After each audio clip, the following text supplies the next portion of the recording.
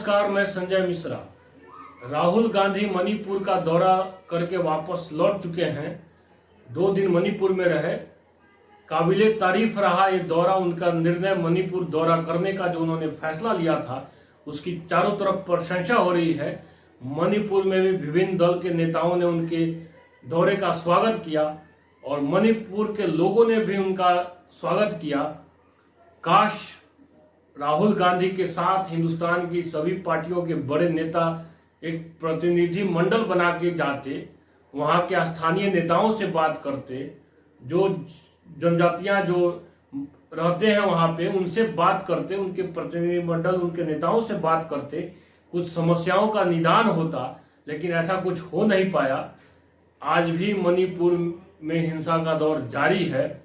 क्या कारण है इस हिंसा का, देखते हैं कि नजर में स्वार्थ और निजी स्वार्थ, दूसरे की समस्या को नहीं देखना, अपना निजी स्वार्थ, अपना निजी हित देखना इस समस्या का मूल कारण है। और यही कारण है कि हम लोग सैकड़ों सालों तक गुलाम बने रहे, क्योंकि आपस में सामंजस्य नहीं था। विदेशी आक्रमणकारी आए, हम पे राज किए, अंग्रेजों ने भी गुलाम बना के रखा। 200 साल अंग्रेज राज करके गए, 800 साल मुगलों का शासन रहा।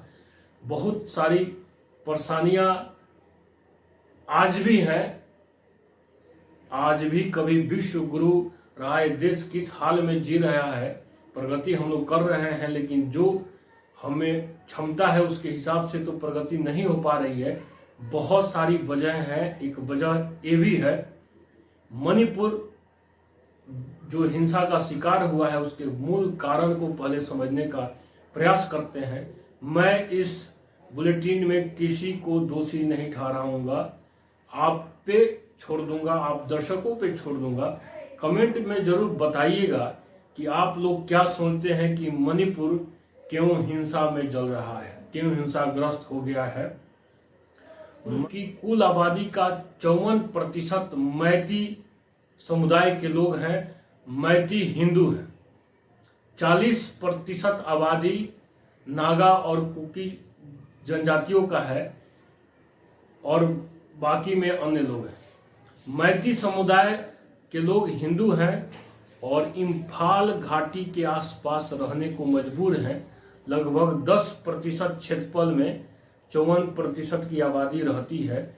और उसका वजह यह है कि मणिपुर में कानून है और इस कानून के अनुसार मैती समुदाय के लोग पर्वतीय क्षेत्रों में जमीन नहीं खरीद सकते हैं। नागा और कुकी समुदाय के लोगों की आबादी 40% है और 90% क्षेत्रफल में वो रहते हैं। इम्फाल घाटी के आसपास मैती समुदाय के लोग रहते हैं और इम्फाल घाटी के आसपास नागा और कुकी के लोग भी जब रहते हैं, उनके रहने पे कोई पाबंदी नहीं है। लेकिन मैती समुदाय के लोगों को पर्वतीय क्षेत्रों में रहने, जमीन खरीदने में पाबंदी है, कानून है वहां पे। इस समस्या का जड़ यही है। मैती समुदाय के लोगों ने हाई कोर्ट में अपील किया कि हमें भी जनजाति का दर्जा दीजिए, एसटी का दर्जा दीजिए, और हाई कोर्ट ने इसको स्वीकार कर लिया। वहीं से हिंसा भड़की है और हिंसा भड़काने में कुकी समुदाय का हाथ माना जाता है। उसके सबूत भी हैं कि कुकी समुदाय के लोगों ने हिंसा को बढ़ावा दिया, हिंसा फैलाया। शुरुआती हिंसा कुकी समुदाय के लोगों द्वारा किया गया है। अब आप सोचिए, एक कैसा कानून है कि अपने ही राज्य में रहने के लिए आप रहते हैं, लेकिन आप जमीनें नहीं खरीद सकते हैं क्योंकि आप हिंदू हैं। नागा और कुकी ईसाई धर्म के मानने वाले लोग हैं। वो क्षेत्रफल 90% पे रहते हैं, आबादी 40% है। मैतियों की आबादी 54% है, लेकिन 10% ही हिस्से पे वो रहने के अधिकारी हैं। कानून ऐसा बनाया गया था और हाई कोर्ट में जब मैती समुदाय के लोगों ने अपील किया, हाई कोर्ट ने उनकी अपील को स्वीकार कर लिया। समस्या की जड़ यही है। अब आप सोचिए, एक ऐसा कानून है, एक बहुसंख्यक हिंदू देश में, एक बहुसंख्यक राज्य में, मणिपुर में सबसे ज्यादा आबादी मैती समुदाय के लोगों की है, यानी हिंदुओं की है।